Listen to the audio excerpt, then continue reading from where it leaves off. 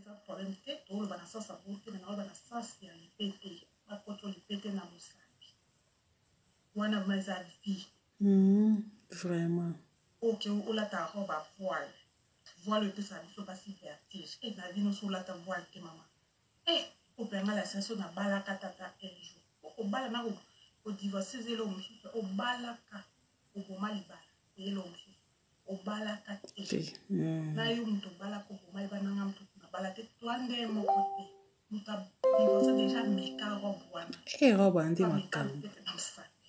mais jusqu'au po meka na baeglise etondi bamama bokesani Seigneur Jésus, alléluia, amen. La sirène a fait balobaka makasi,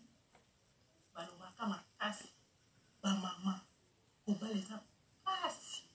ozo mobali, kotuna la sirène esali, kotule, kotule, soni, kotule, obike kotule ya pasi.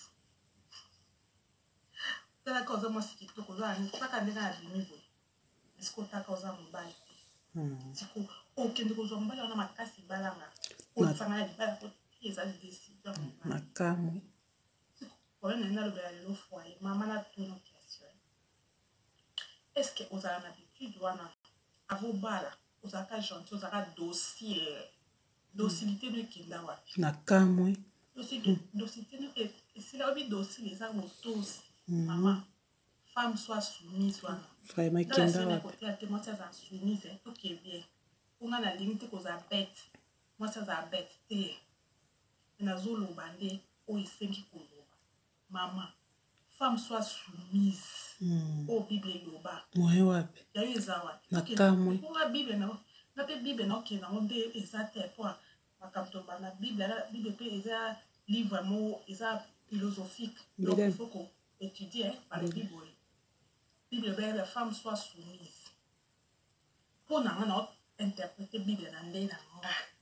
dans la sirène. La femme soit soumise.